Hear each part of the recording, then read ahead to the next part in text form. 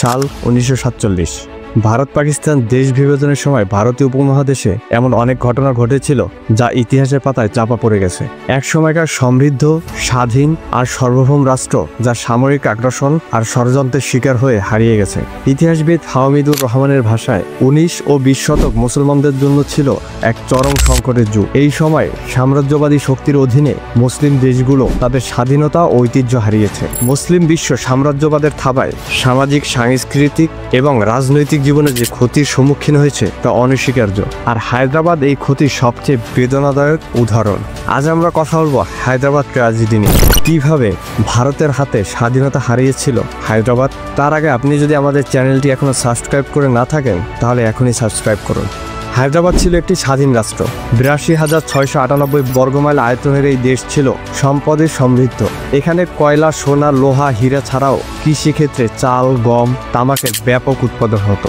দেশটির নিজস্ব প্রশাসন, আইন ব্যবস্থা, সেনাবাহিনী, বিশ্ববিদ্যালয়, জাতিসংগীত এবং মুদ্রাও ছিল। হায়দ্রাবাদ ছিল একটি পরিপূর্ণ স্বাধীন রাষ্ট্র, যেখানে আন্তর্জাতিক সম্পর্কের জন্য নিজস্ব দূতাবাস ও জাতিসংঘের প্রতিনিধি ছিল। হায়দ্রাবাদ শুধু আয়তনে নয়, রাজনীতি, সংস্কৃতি এবং অর্থনৈতিক দিক থেকেও ছিল বেশ শক্তিশালী। 1947 সালের 14 আগস্ট যখন ভারত ও পাকিস্তান স্বাধীন হলো, তখন ভারত চেয়েছিল সমস্ত প্রদেশকে একত্রিত করতে। কিন্তু হায়দ্রাবাদের শাসক মীর উসমান আলী খান ঘোষণা করলেন তার দেশ হায়দ্রাবাদ স্বাধীন থাকবে। কিন্তু ভারতের প্রধানমন্ত্রী জওহরলাল নেহরু এই সিদ্ধান্ত মেনে নিতে পারেননি। তিনি চাননি ভারতের হৃৎপিণ্ডের মধ্যে পাকিস্তানের মতো আরেকটি স্বাধীন রাষ্ট্র মাথা উঁচু করে দাঁড়াক। শুরু হলো রাজনৈতিক ষড়যন্ত্র আর সামরিক প্রস্তুতি। ভারত তার পরিকল্পনা শুরু করলো। প্রথমে তারা হায়দ্রাবাদে অস্থিরতা তৈরির জন্য প্রশিক্ষিত সন্ত্রাসীদের প্রবেশ করালো। রামানন্দ তীর্থ নামক জৈনিক কংগ্রেস নেতা ধর্মকে অবলম্বন করে দেশে আইন অমান্য করে আন্দোলন শুরু করলেন। হায়দ্রাবাদ সরকার ধরপাক শুরু করলে তিনি ভারতে পালিয়ে গিয়ে সেখানে বসে অ্যাকশন কমিটি তৈরি করলেন। সেই অ্যাকশন কমিটির লোকজন দলে দলে হায়দ্রাবাদে ঢুকে পড়ে মুসলিমদের হত্যা, লুটতরাজ, অগ্নিসংযোগ এবং সীমান্তরক্ষীদের সাথে খণ্ডযুদ্ধে লিপ্ত হলো। তখন কংগ্রেস এবং কমিউনিস্টরা এক হয়ে রাষ্ট্রযন্ত্র উচ্ছেদের নামে দেশে সশস্ত্র বিদ্রোহ শুরু করে দিল, যা ইতিহাসে তেলেঙ্গা বিদ্রোহ নামেও পরিচিত।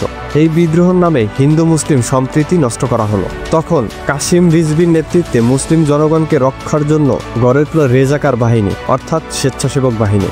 সীমান্ত এলাকায় তারা প্রতিরোধ গড়ে ভারতীয় অনুপ্রবেশ বন্ধ করে দিতেও সক্ষম হলো। কিন্তু মিথ্যা কথা এবং প্রোপাগান্ডায় দক্ষ ভারত রেজাকার বাহিনীর নামে খুন, লুট আর কল্পিত অত্যাচারের গল্প তৈরি করে প্রচার করে দেশময় আতঙ্ক ছড়িয়ে দিল। তাদের প্রচারে আতঙ্কিত হয়ে হিন্দুরা দলে দলে ভারতে পালিয়ে যেতে থাকে।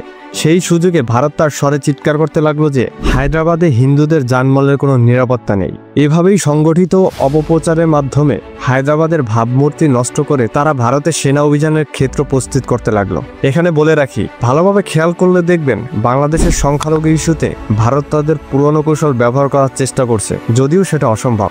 আবারও মূল ঘটনায় ফেরা যাক। জওহরলাল নেহরু হায়দ্রাবাদকে সামরিক আগ্রাসনের মাধ্যমে রাতারাতি দখল করে নেওয়ার সিদ্ধান্ত নিল। এই অভিযানের আগে ভারতের কূটনীতিকরা হায়দ্রাবাদে অস্থিতিশীলতা সৃষ্টি করতে বিভিন্ন ষড়যন্ত্র করে।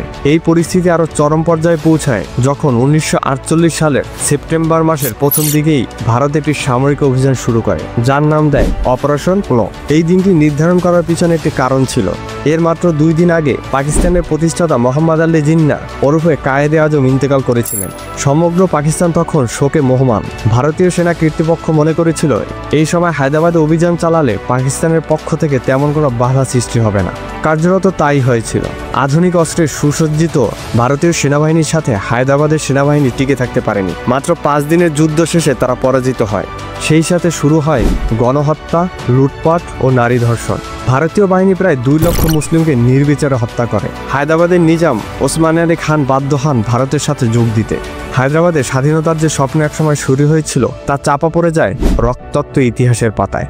যখন হায়দ্রাবাদের উপর এমন অন্যায় হলো, তখন বিশ্ব শান্তির মন্ত্রগায়ক দেশগুলো ভারতের এই আগ্রাসনের বিরুদ্ধে কোনো প্রতিবাদ করেনি। এমনকি জাতিসংঘ হায়দ্রাবাদের স্বাধীনতাকে রক্ষায় নীরব ভূমিকা পালন করে।